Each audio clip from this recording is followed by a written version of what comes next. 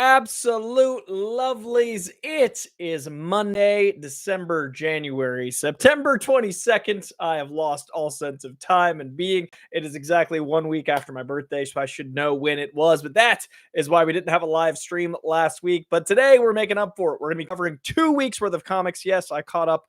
I am up to date on the books. We're going to be diving into 2 weeks worth of comics as well as 2 weeks worth of news, which have been very world's finest centric. We're going to be talking all about Man of Tomorrow, potentially, finally getting us Brainiac after so many movies and so many attempts. Our first theatrical Brainiac seems to be looming. Going to be talking about that with Man of Tomorrow and the James Gunn script tease. Also, going to be talking lots and lots of Batman. We're talking about James Gunn's DCU Batman, as well as Matt Reeves' The Batman, and the quotes therein. We got a little bit of news from both of those.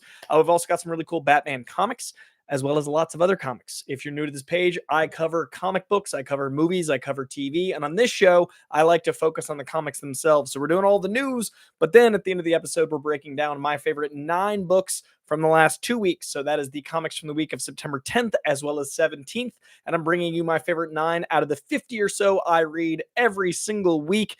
And I'm going to make them the more approachable books and the ones that I think are the best on the shelves. So if you like movies, TV, or especially comics, please hit that subscription bell. Also, if you're subscribed, we have 1 more week left in the competition for getting 50 of my comics. They're sitting right here in a box, ready to mail.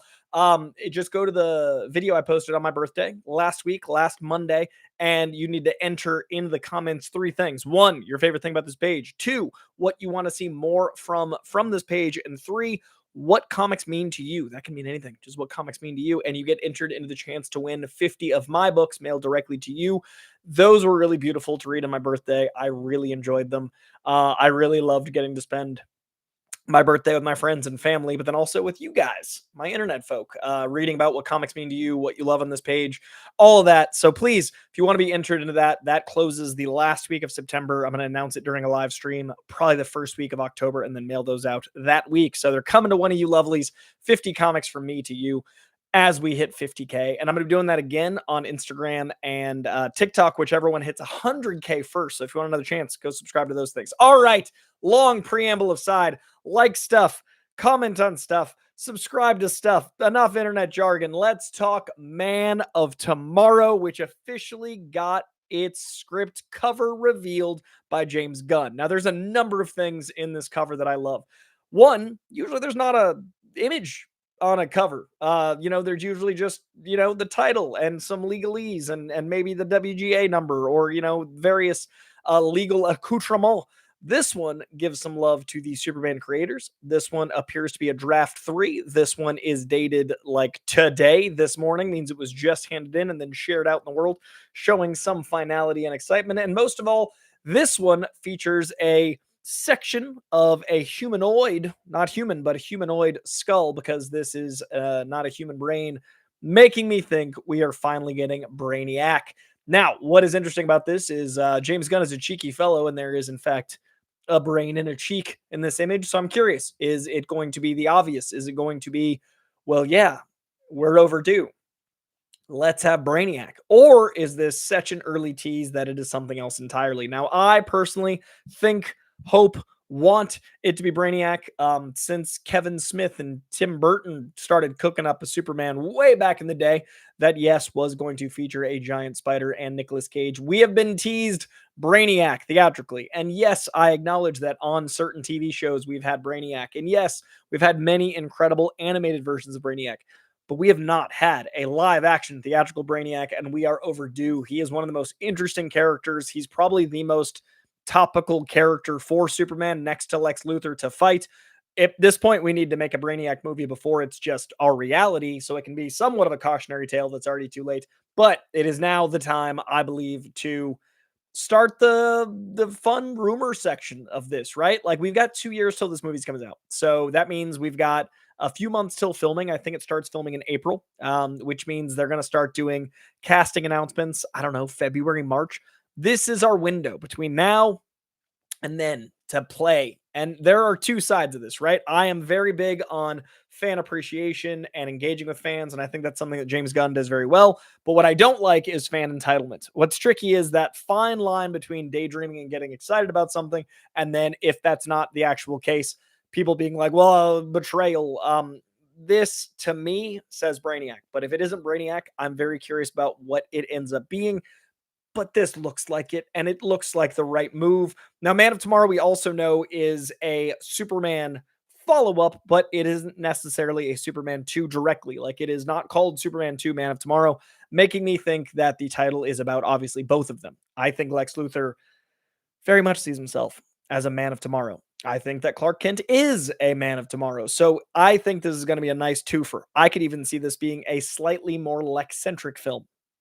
Not quite what I think Thanos was, leaning towards in Infinity War. Not quite what I hope Doomsday needs and should be with Avengers Doomsday, where it should be a freaking Doom film with Avengers supporting it. But I think it could be like a nice two-hander, a nice buddy cop, but not so buddy. Well, they were at times, but I don't think we're going to go there. I think it's going to be Lex manipulating Superman and basically Brainiac being something that has to unite them, that they need to solve together. The wits of Lex and the strength of Supes, and what that looks like with these men of tomorrow in the Man of Tomorrow intrigues the hell out of me. So I'm really excited for this. I want Brainiac so bad.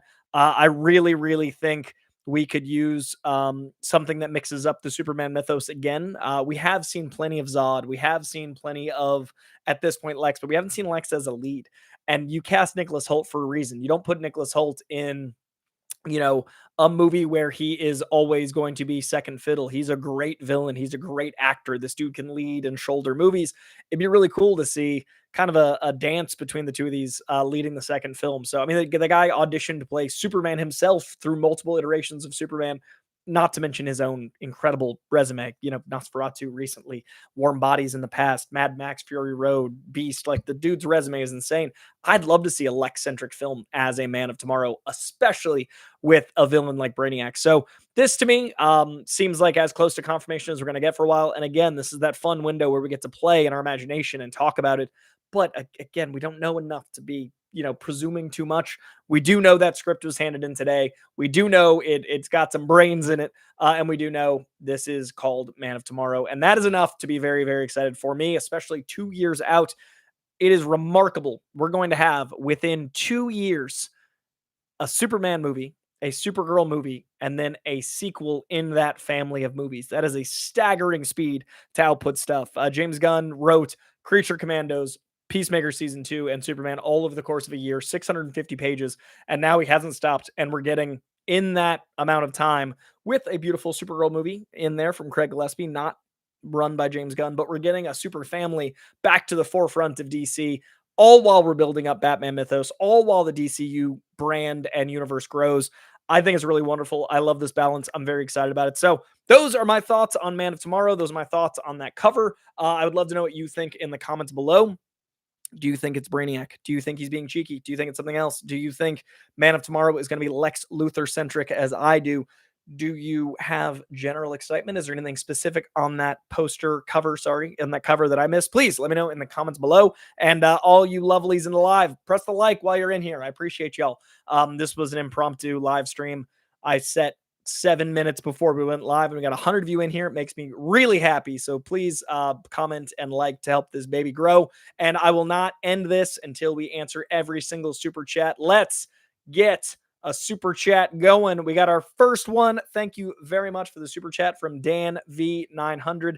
Dan V900 says, happy belated birthday. My nephew was born on 9/15. It's a good day to be born. It is a good day. September 15th has served me very well. 15 is very much my lucky number. I was born weighing 5 pounds, 15 ounces at 5:15 p.m. on 9/15. And yeah, I love the number 15. It's been good to me. So happy belated to your nephew 1 week after the fact. That is awesome. Me and your nephew share a birthday with Tommy Lee Jones, the great Tom Hardy, Dan Marino, Oliver Stone. It's a good birthday. Me and your nephew got Dan V900. I appreciate that very, very much, and appreciate you all smashing that like button, as they say on the YouTubes. I saw that number go up quite a bit, so I appreciate it very, very much. Before we move on from Superman and Man of Tomorrow and potential Brainiac entirely, I am trying to keep an eye on the live. Right here, we need Aisha. Aisha, good to see you. Aisha Kenya. A film coming from Lex's POV would be a fresh take. I agree, and I'd love to see it.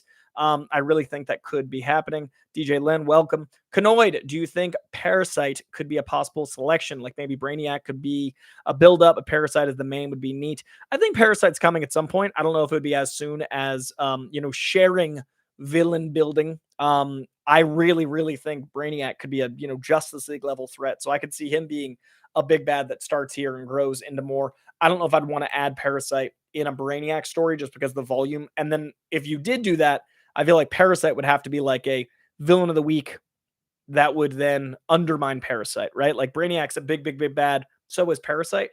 Them sharing, I don't know if that's necessary or would work. Canoid asks, in a super chat, I'm so glad I was vamping on this and about to double down because Canoid says, thank you, Canoid. Do you think Parasite could be a possible selection? Like maybe Brainiac could build up, but Parasite is the main. I feel Brainiac is a bit too early. Well, to add to my earlier thought, I don't think he's too early. I think we've established a Superman that's already, strong and at play and into being Superman. I think we've established a greater DCU that's going to get fleshed out more with Supergirl. I think, to be honest, I think we need to establish Lex Luthor as a force, and I think Brainiac really does that. There's so much you can do with intelligence and battle of wits and in mental acuity as a superpower. I think it's a good time to do it. And again, I think if we wait too long, Brainiac's coming like in our reality, so you got to do it soon before it's just like a documentary villain. Like it's cool to have it be big and sensationalized. So now is the time, I think. So yeah, I don't think it's too early personally. I am curious how you do prep Parasite. I think Parasite is a really fun villain, but it doesn't require, necessarily as much buildup as Brainiac. I'd love to see Brainiac keep going, but I'd love to see Parasite too. I do like Parasite. That's a fun idea, and I love that Parasite animated movie quite a bit. Parasite's also great on My Adventures of Superman, if I'm remembering correctly. All right, let's move on from Man of Tomorrow and Superman over to some Bat news. We got a whole bunch of Bat quotes. Oh, actually, sorry. I wrote notes for this episode. I'm trying to be more organized. Before we move on, I also want to shout out, there is an incredible deleted scene from Superman that is some of the paparazzi stuff. You guys saw it between Eddie Gathegi's Mr. Terrific and Crypto playing. That scene is now released as a deleted scene. It's really cute. It is the bridge between the fight in the baseball field and the later stuff with Crypto involving a pet store. It is delightful. It is adorable. Eddie Gathegi, Mr. Terrific. I want that movie next. I would take that movie over most villains or anything coming out of the DCU because that dude stole that movie. Love Eddie's Mr. Terrific, and I think that scene really shows the fun and playfulness of the character that could definitely shoulder leading a movie. But yeah, check out that deleted scene. It is adorable, and the CGI was more done than I expected for a deleted scene. So check it out. It is on YouTube now, and I believe it's the first public deleted scene from Superman. So, all right, that is going to do it for Superman and Man of Tomorrow. Let's dive into Batman. We're going to be talking about the Batman first, and then the DCU Batman next, because that is the order of development and the order of release of them. So first up, let's talk all about the Batman, which is Matt Reeves' incredible universe that I'm so glad is staying separate and continuing on in its own freedom. What we're getting from this and the Penguin and going into 2 and all the quotes from Matt Reeves and Mattson Tomlin have me so excited. So Matt Reeves in a red carpet interview with Josh Horowitz said the sequel will be focusing, quote, the first is so focused on Batman, and in previous films, the origin story is often the meat of Wayne's background. But with the Batman Part 2, fans will see the man behind the mask in brand new ways. So I think that's, in quote, I think that's really interesting because there is a escalation in Batman films where once you get through the origin, it does kind of become villain movies. I recently watched the 2 Burtons and the Schumachers. If you want to check those out on Real Rejects, we're doing our first ever reactions that are not first time reactions, but it's more of a commentary throughout of movies we have seen that impacted us in a big way. So it's really fun to watch these movies and actually have a full on commentary over them. So we just did the 4 pre-Nolan Batman, and it is interesting how, Jack Nicholson is billed first in the Batman Tim Burton film because he's the lead. I would argue more than Heath Ledger in Dark Knight. It's crazy how much Joker leads Batman. And then in Batman Returns, it is very much a twofer between Michelle Pfeiffer and Penguin for about half the film. This film has way more Batman, but it is still a very strongly rooted in villains movie. Batman Returns starts to get into the psychology a bit more, and I would love to see the Schumacher cut of Val Kilmer's Batman. Batman Forever, sorry. Batman Forever is a bit better balance to be Batman centric, and then Batman and Robin is just a mess. And it is lots of things, but it is certainly it's a lot of things. So I love this take because I really personally loved that the first film focused on Batman over Bruce Wayne because I love the idea that Bruce Wayne's mask is the facade of Bruce Wayne, Playboy. And that to me feels like he hadn't developed that persona yet. So Bruce Wayne wasn't in it much because Bruce Wayne doesn't exist very much. They're playing at the recluse in, his mansion idea. They're not making Bruce Wayne a real known construct. I love the second film potentially getting to investigate Bruce Wayne as a second film and really develop Bruce into what it's going to be. And he went on further to say, quote, in a lot of films, which I love, once you get past the origin tale, which we didn't quite do, but we did something that referred to its origins, then you start telling the rogues gallery story. And that's characters' sort of arch. But I never wanted to lose Robert Pattinson at the center of these stories. And so that is really what we set our aim on.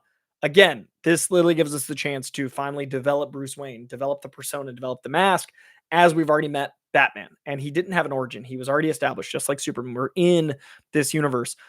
I think this means we're going to be dealing with villains from Bruce Wayne's side, and obviously some supernatural stuff, but grounded, but like, your arch nemesis. And that ties into the third quote, which is the one that everyone has been running, saying, quote, picking the right villain that digs into his past and his life. That was sort of what drove the discussion. And I won't tell you where we added up, but I'm super excited about it. And the filmmaker further then narrowed it down by saying, I will say it's never really been done in a movie before. So, Hush? I mean, they teased Hush in the first one. That is a villain that ties into Bruce Wayne's side of Batman. It's never been done theatrically. I mean, it's been done in animation, but it's never been done in live action theatrical before.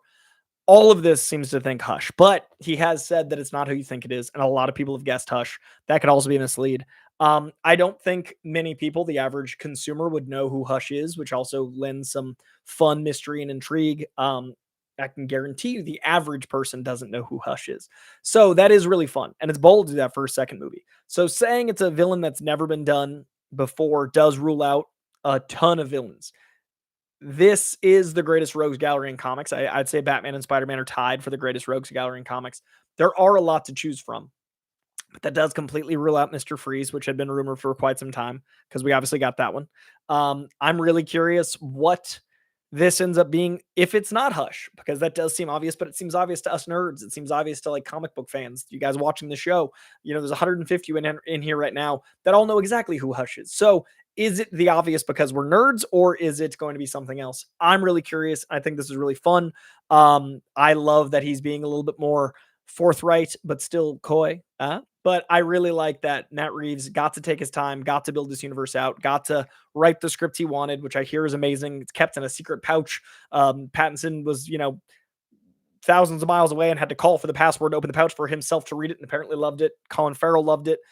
James Gunn loved it. I'm so excited about it. So who do you guys think is going to be the villain of the Batman 2? Are you excited to see Bruce Wayne get his flowers and get to grow as a character? Are you excited this is staying more Batman-centric, the Batman 2, versus being a rogues gallery movie like so many of the original were? It's so fascinating to me that people are always denigrating Dark Knight because they're like, it's a Joker movie. Batman's just in it. That is such crazy work after rewatching those four, which features so much more of the villains.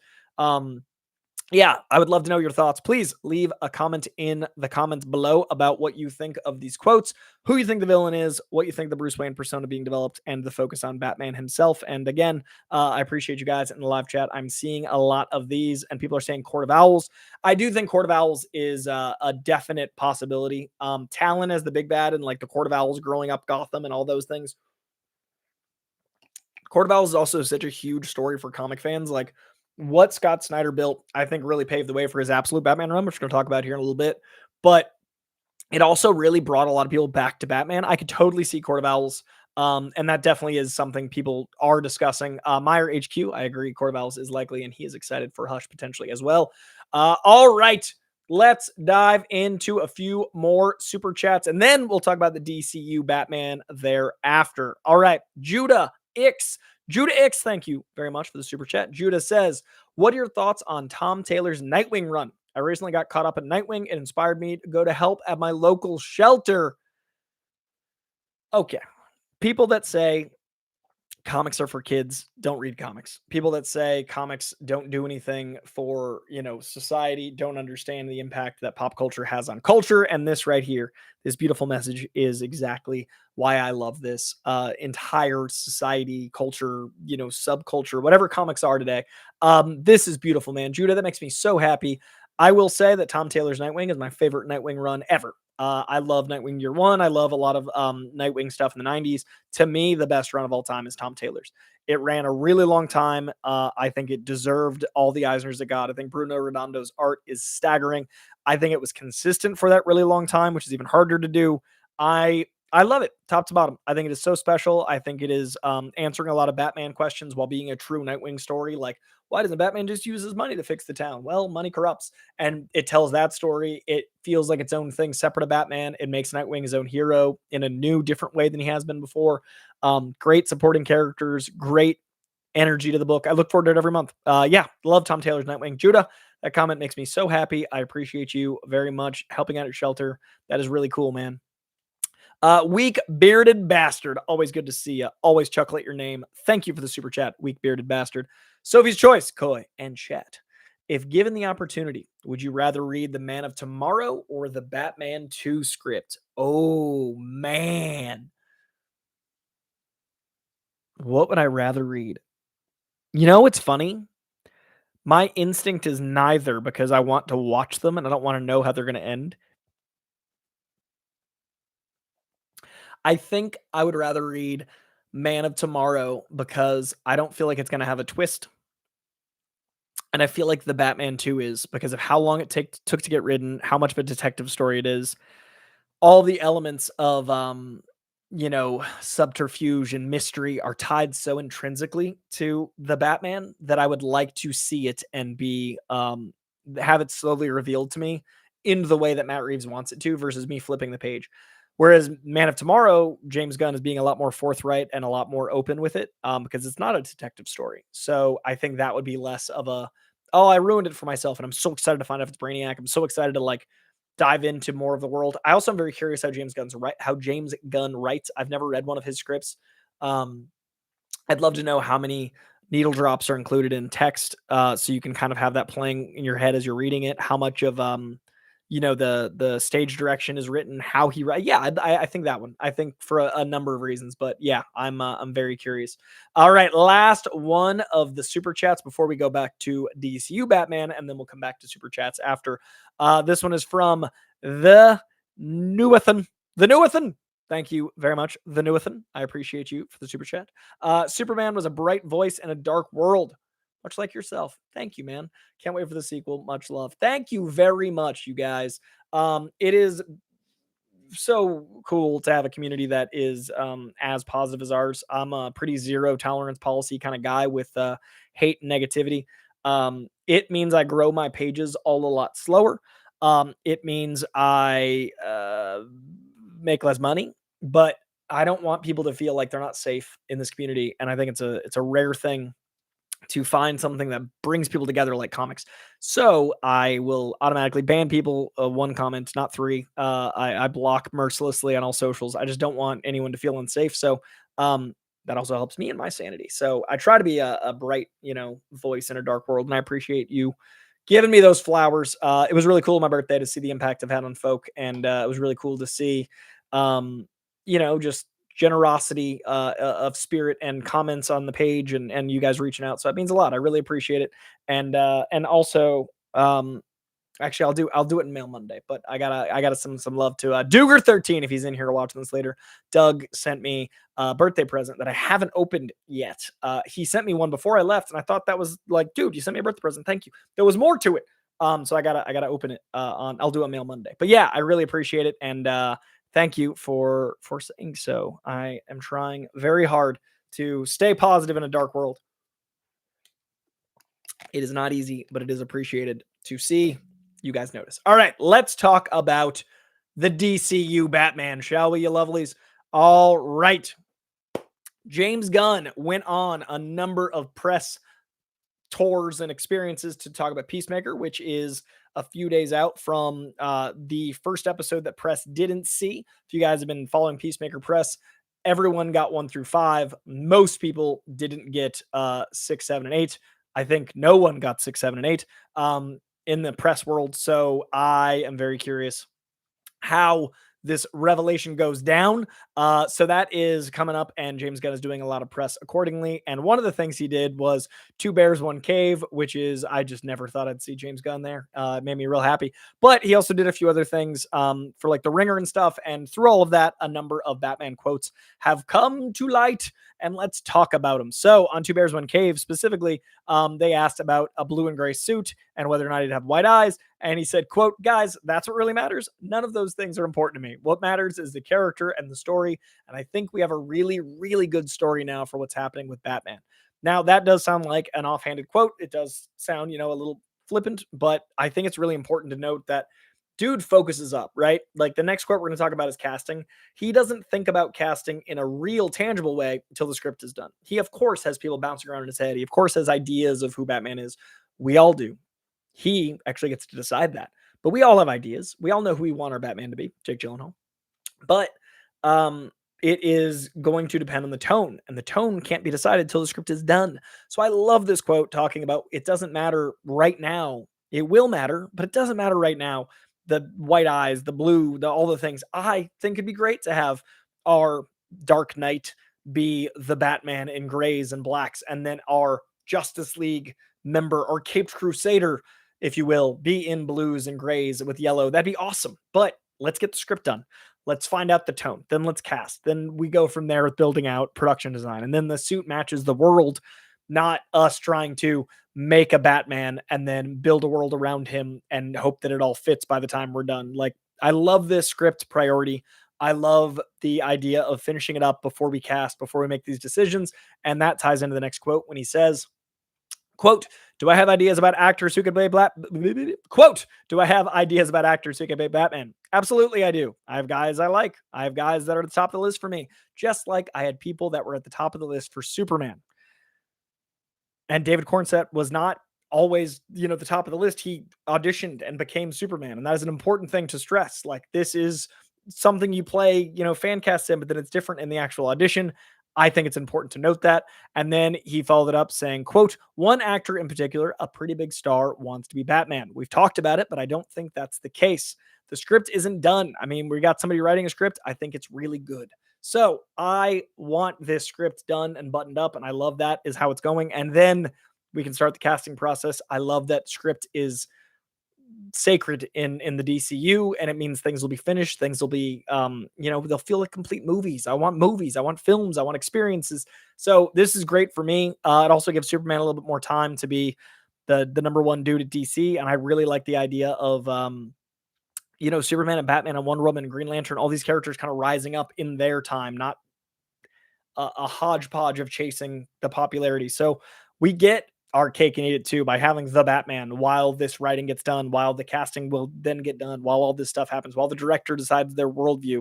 But it sounds like the script is coming along nicely. It sounds like someone writing it has the right idea, and it's going to fit cohesively in this universe. Very excited about all the above. Very excited to hear more when the time comes. But I think, we'll pace ourselves. I would love to see, someone like Jake Gyllenhaal or someone I'd love to see in this role. I'd also be curious to see an unknown that I don't know anything about. I didn't know David Cornsweet before he was Superman. I'd love to discover a new actor. I think it'll be a bigger actor as far as like the history of Batman. It's usually someone that's already pretty established, and Superman historically isn't. But who says that's going to continue that tradition? So I'm curious. I'd love to know what you guys think. Who do you want to see as the Caped Crusader in the DCU? Are you excited that the script seems to be moving quite quickly along, and that is priority? Are you excited to develop this DCU Batman alongside the Batman? I'd love to know in the comments below. Please let me know. I want to read these. I want to see what you guys are thinking. All right, back to super chats. First up, thank you to Yeezy76. Yeezy76 says, "Hi from France. Can't wait for Peacemaker." Yeah, man. Big episode 6. It seems that is it's momentous. We're days away. Very excited. Next up, Dan V900. It has to be Brainiac. I truly hope that it's the animated series version, which is simply the best Brainiac. Labeling for Jor-El a liar in the pilot and his future role in the Justice League show is just excellent. I love lots of different Brainiacs. I love the Jeff Johns run. I love some of the old 50 stuff. I even love some of the animated takes. And I do agree, like, there is a lot of fun you can do if you do it the Justice League show take. Yeah, we will see. We will see. But I'm very excited. I just said it was Brainiac, and then I'll get excited from there. I'm trying not to cart before the horse my Brainiac hype, but I'm with you, man. I'm hoping. John Tyson says, "I really enjoy Green Lantern, but never got to Blackest Night crossover and thinking of picking it up now. How do you feel about it in Brightest Day?" I'm a big old fan. I think Blackest Night is, iconic for a reason. It brought us Kyle Rayner, which is, my favorite Green Lantern. It is one of the formative DC comics of that era, and I think it holds up well. It's great, and I think its accolades are deserved. So definitely check it out and let us know when you do, John Tyson. I'd love to know your thoughts after you get to reading it. It's real good. Also, guys, books as old as Black as Night and Brightest Day at this point. You can get those on DC Universe Infinite. I recommend going to your local comic shop. I say support comics as best you can always, but if you want to read comics and you can't get to a comic shop or they don't have it, DC Universe Infinite is a monthly subscription service that has comics from like a month ago older. I think a month is like the top tier. So like safely, let's say 3 months, but that's well over that. So if you want to read like a bevy of comics for a monthly fee, Marvel Unlimited for Marvel Comics, DC Universe Infinite for DC Comics, lots of great stuff. Check those out. All right. I believe we have covered all of the quotes.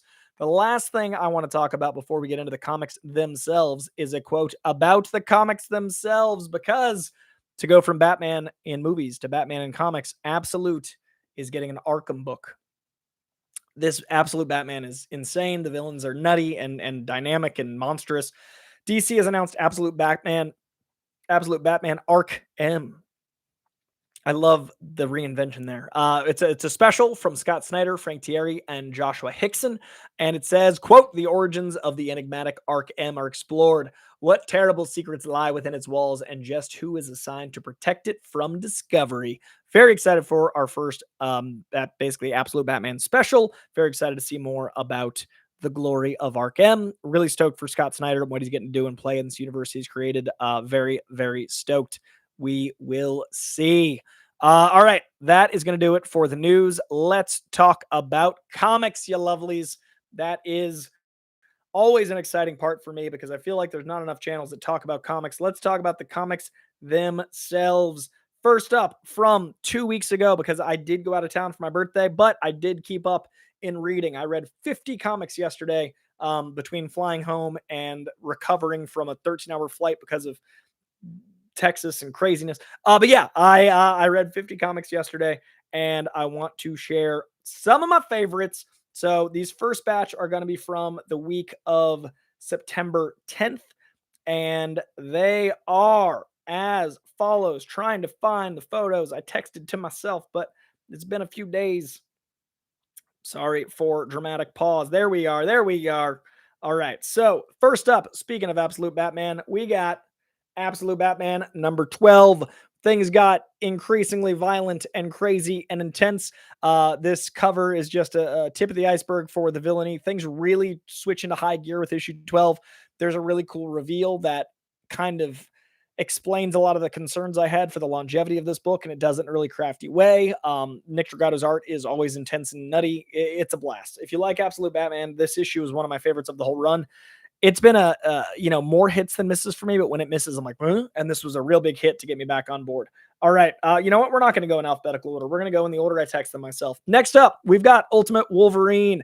Ultimate Wolverine number 9 is the closest to an X-Men comic reinvention, I think, since the Ultimate X-Men 2000 stuff. This is really fun play with the lore of X-Men. It's really interesting stuff with Wolverine. I like the art. I like how dark and broken and brutal it is. Digging this Ultimate Wolverine book since the Ultimate X-Men hasn't really been hitting for me. All right. Next up, one of my favorite events in years. Probably my favorite big summer event since, I don't know, maybe even Civil War. Like, this event is killing it for me. One World Under Doom #7. I was so afraid this was only going to be a 6-issue miniseries. I was so excited to see it carry on. I don't know when it ends. I don't want to know. I want to be surprised when an issue ends. I'm like, what? This issue is bananas. It is such a cool escalation. It is such a cool use of really good writing to make a character smart, really great team dynamics, really great art. It ties into one of my favorite books from this week, the 17th. I'll talk about here in a minute, but One World Under Doom is living up to all of its expectations. Action Comics number 1090. This is a really fun take on Superboy. This is a throwback to him in Kansas. This is a young Superboy. Mark Waid is writing the hell out of it. It is so different and classic at the same time. Highly recommend. It's only 3 issues into this Summer of Superman Action Comics run. I've talked about this book since it began, and I won't stop until it ends. Batman Dark Patterns. It is a 12-issue maxi series. It's only got 2 more issues, and I'm so bummed. But this issue right here, issue 10, starts the Child of Fire arc. You could pick up just this issue. I recommend you go back to 1, but new arc starts here. Really cool way to reinvent villains. Really cool way to use Batman mythology. It feels like a David Fincher movie. Very great detective stuff. Beautiful art from Sherman, who is continuing on Batman, by the way, after this run. Great, great stuff all around. Next up, Punisher, Red Band #1. This is a very different take on Punisher by the end, but a very classic take in the beginning that I think sinks the ending enough for me to be okay with it. It has me intrigued. So really enjoying Punisher being back. I didn't really like that not Frank Castle Punisher they tried. I liked a couple issues, but it really didn't feel like Punisher. This feels like Punisher, and it's Red Band. It's brutal. It's intense. If you guys like the character, Benjamin Percy, who's been writing both Wolverine and Ghost Rider for a while, is handling it. That dude writes grit real, real well. Check it out. Then we've got Redcoat #14. This is a prelude to a new arc in Redcoat. This is about a guy who's immortal that has been around since the Revolutionary War, and he's not the greatest guy, but he's doing his best. It's really fun. It's from the Ghost of the Machine imprint. It is an imprint that has gotten us some of the best new Capes characters in a really long time, Redcoat included. A lot of fun. All right, next up from the 10th, we've got Captain America. Speaking of classic characters, this is a very different take on Cap from Chip Zdarsky. This is his first interaction with Doctor Doom in this storyline. This is issue 3. If you like Doom and if you like a very foreboding, holy crap, what a menacing figure Doom is, this is the story for you. Then we've got Eddie Brock Carnage #8. I don't know how this book is so good. I mean, Charles Soule is a genius, but I never thought I'd care about the Eddie Brock Carnage relationship, this level of psychology, this level of violence, this level of, cat and mouse. It's really fun and it's inventive. I'm shocked how much I love it. Oh no, we clicked out. We've got to scroll back. Sorry, you lovelies. I will be right back to it as soon as I find all of those images. It literally just clicked out. Luckily, 17th will be a lot quicker and easier. Also, I'm going to learn OBS and Streamlabs once I'm caught up from my trip, and I will be able to do this on camera, on graphic, but it's going to take some learning. So I'm not so tech savvy. All right, these are my favorite 9 from the 10th. This was Absolute Batman #12, Action Comics 1090, Batman Dark Patterns #10, Captain America #3, Eddie Brock Carnage #8, One World Under Doom #7, Punisher Red Band #1, Redcoat #14, and Ultimate Wolverine #9. Those are my favorite books from that week. All right, let's check on some super chats, and then we're going to do my favorite comics from this past Wednesday, 5 days ago. It was a hell of a catch up, but I'm caught up on comics this week. Let's see here. After Dan V900 again, thank you. And John Tyson, thank you, sir. Eli Mack, what up, man?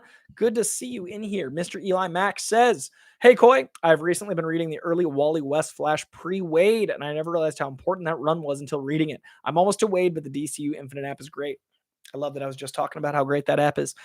Dude, Wally West is my Flash, man, and the Wade run is kind of what cemented that. So you're about to have a great time. You're already having a great time. It's about to be even greater. What a run. What a time. I'm so glad you're digging it. It's also good to see you in here.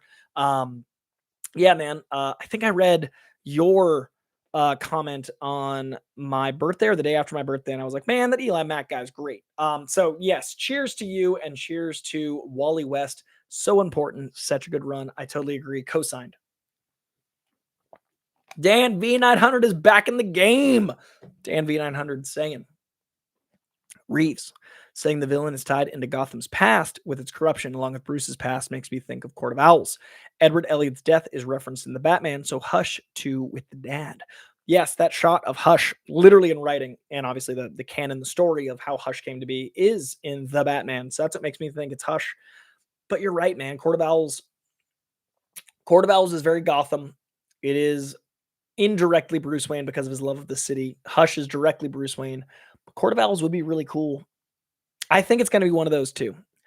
And I think Court of Owls, like, there's one animated movie? That'd be really different for the day-to-day audience. And I think tying into Gotham like that would be really cool. So yeah, I think I'm gonna go 55 Hush, 45 Court of Owls. No, we gotta leave room for error and something we're not thinking of. I'm gonna go 40 Hush, 35 Court of Owls, 25% unknown, could be anything. But yes, I love that take, and I agree with you. I agree. Cloned Avenger. I did not stream about Batman Deadpool, but that brings us into my favorite comics from this past week, the week of September 17th, in which that book is included. Let's talk about this week's books, you lovelies. Kicking it off with Deadpool and Batman. This is a beast of a book. This is the first Marvel DC collab in a very long time. I think 2 decades. Very long time. I love the amalgam stuff. It's great to see. This beauty right here is written by Zeb Wells, illustrated by Capullo, inks by Townsend. Man, it's beautiful. Capullo's art is always incredible. Wells, I'm so happy when he does Wells because I did not love his Spider-Man, but I think of him as a good writer. So here, luckily, I like this take. What a good time. There's also some great follow-up books in the back there. Zdarsky writing Captain America and Wonder Woman with the Dotsons on art is a hell of a thing. I don't want to give them all away. The backup books are all really great, and they're just as good as the main title, and the main title is an absolute delight. Definitely check this out. It's already going back to press. This sold out. It's going to second printing. Batman #1 is already sold 500,000 copies. Comics are doing it, guys. I'm real happy about where comics are right now. I know a lot of people like to complain, but I'm stoked. Next up, we've got Ultimates #16. I adore this title. This book is so smart and so important. This issue is incredible. Rebelling in a very specific way, and it's very topical, and it's very much what heroes need to be, and I love it dearly. Ultimates, thank you for being the book you are. That issue is incredible. On a more fun and fluffy side, we've got some Bizarro goodness with Papa. Batman, Superman, World's Finest, 43. This book. Mark Waid has been writing this book for a while while also writing Year One stuff, while also writing Superman stuff, and I'm just so impressed at his tone, at his consistency, at his world building. I really dig this book. If you guys like either of these characters, check out World's Finest, and this is the end of a beautiful Bizarro arc. This right here, this week was crazy, guys. September 17th was nuts. This is my favorite book on the shelves for Cape stuff. This is my favorite Fantastic Four run of all time. This is Ryan North's second volume of it. So this is issue 3. You can pick up issue 1 of this volume. You can go back to his other one, which I recommend, but it's very approachable because Ryan North writes each issue to be self-contained. This issue ties beautifully into the One World Under Doom storyline, but if you want to just read this issue, you can, which is really cool. It beautifully makes One World Under Doom even better. Highly recommend it. It's awesome. It also does some really cool video game logic stuff and does some stuff I've never seen a comic do so directly with villain powers. I loved it. Speaking of Wade, man, oh man, Batman and Robin Year One, issue 11. I'm afraid, I don't know if 12 is the last issue. I think this was always meant to be a maxi series, but I've been loving this book for 11 months. I don't want it to end. This issue is delightful, a great subversion, a really great Clayface element, really fun noir tone, really cool book. I'm enjoying it. Then we've got the second volume of a book I really dug, Batman's Second Night. This is the first issue. The first volume was this classic Hollywood Americana. This one is going into World War II. Both of them are very classically illustrated. I'm actually going to show them my fiance because she loves classic Hollywood, but they've got that old Americana feel to them, written by Dan Jurgens, but tying into the Batman lore in a new, fun, inventive way. It's like a really cool Elseworld. I'm really digging it. This book broke my heart. Ryan North, who also is writing Fantastic Four, just breaking my heart. Crypto, the Last Dog of Krypton, issues 3 and 4 are tear jerkers. They're brutal. If you love animals, these books are great but painful. I highly recommend them, but boy, oh boy, will it break your heart. Crypto, I never thought it'd be like one of my books of the week, but Ryan North. Runaways. It's not Brian K. Vaughan, but it's great. The Runaways are back, tying into the One World Under Doom storyline. It feels like they never left. My iPad just died, so I hope that was all the ones I wanted to show you guys. Busting out the phone. We're going to other technology. But yeah, that title is exceptional. Especially if you like Runaways. It feels like a nice little throwback. And then last of the books of the week for last week is going to be Ultimate Black Panther number 20. I think this is the first or second time this book has made it. It's always right there on the edge, but this is my favorite issue of the title. It feels like a really cool new number 1, a really cool powering up moment, a really cool play with mythology. I really like T'Challa in this issue. I really like everything they're doing now. The beginning started slow for me, but I am back and I'm invested. All right, so these are my favorites of the week. Batman Second Night, number 1. Batman and Robin, Year 1, number 11. Batman World's Finest, Batman Superman World's Finest, number 34, I think it was. This is very small. Deadpool, Batman, number 1. Fantastic Four, number 3. Crypto, number 4. Runaways, number 4. Ultimate Black Panther, number 20. And Ultimates, number 16. Those are my favorite books from this very, very recent Wednesday. I am going to be reading this week's books on Wednesday and Thursday, and hopefully doing another live stream with you lovelies on Friday. So last week you didn't get any live stream. You got a ton of other videos though. I'm covering Peacemaker. I'm covering Alien Earth. I'm covering movies. Last week I dropped my Big Bold Beautiful Journey review, which I loved. A lot of people didn't. All of that and more on the page.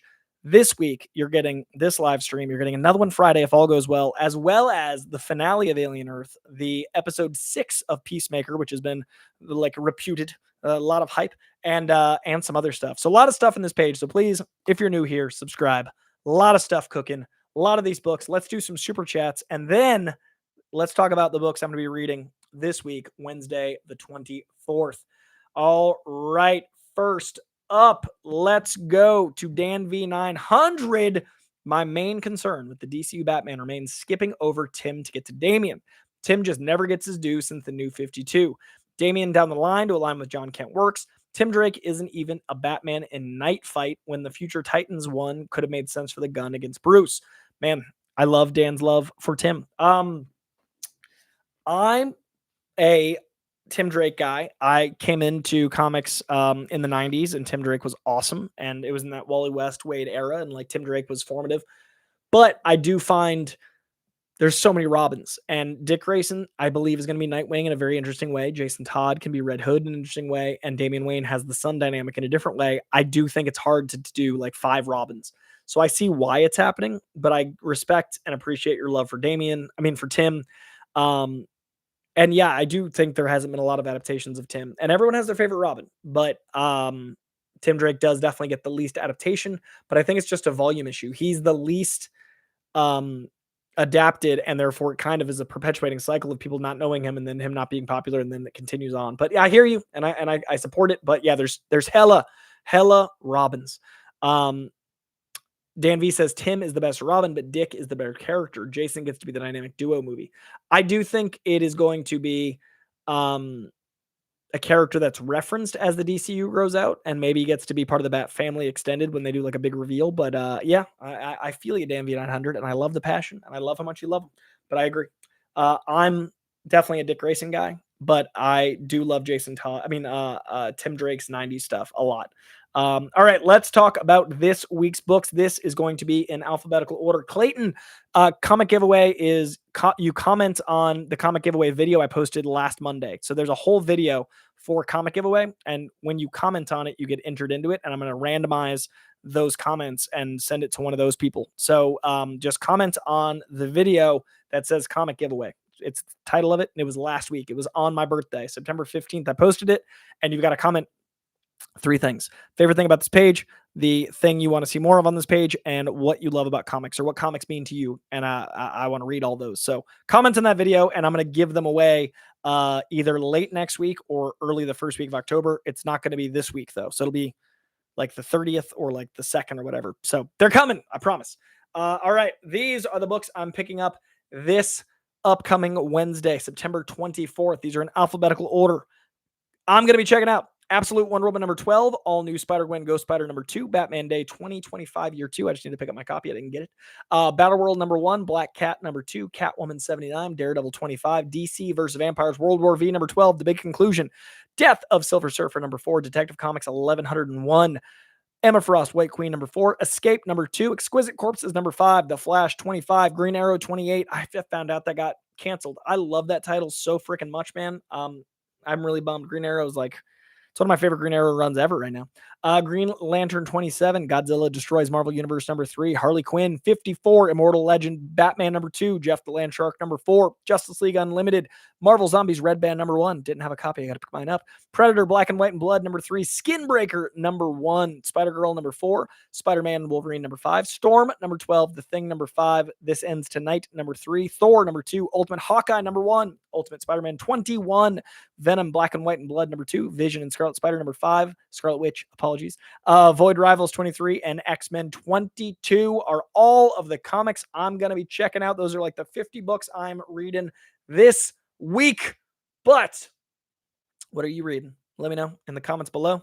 Let me know in the live chat what you guys are excited about. I think that is going to do it, you lovelies. I think that is today's episode of This Week in Comics. We talked Man of Tomorrow, Brainiac. We talked The Batman. We talked DCU Batman. We talked lots and lots of comic book goodness. We answered some questions. I am very excited for where comics are right now, and I'm very excited that over 100 of you pressed that like button because that will help the algorithm grow this live stream. I did completely impromptu with 7 minutes notice, and I appreciate you guys diving in. That is gonna, I think, wrap us up because I'll be back Friday. So anything I missed, let me know in the comments below. Anything I missed last week you guys want me to talk about, I'll talk about on Friday. Keep me posted. I did, Kieran, thank you for bringing that up. Tom Holland, I don't know exactly what happened. I wasn't there, but Tom Holland did have an accident on the set of Spider-Man Brand New Day. I've heard everything from a little incident to get checked up on to a concussion. I know a stuntman was also involved. So sending all of my flowers, all my thoughts, all my good juju over to Tom Holland and that stunt performer. Movies are dangerous, stunts are dangerous. Life's dangerous, but especially when you're swinging around like Spider-Man. So much love to Tom Holland and to his stunt performer for, they risk life and limb for us. And I hope they're both okay. And I hope, I hope it isn't serious and that he gets rest, like I hope that everything works out for him to recover fully and can take his time getting back and not have to like jump back into swinging and stuff. I hope he's okay. So, and Henry Cavill's foot too. It's hard out here for a hero. Calm down, Rich. I agree. Henry Cavill's foot. The dark times. Superman and Spider-Man just having times, but yeah, they both seem to be on the up and up and on the upswing. So, yeah, that is going to be it. Thank you all for all the birthday wishes last week. Thank you all for being a incredibly kind and positive corner of the internet, a dark and dangerous place. You guys are delightful. I really appreciate y'all. Please, if you're not subscribed already, do that. If you didn't like this video yet, do that. If you didn't comment yet, do that.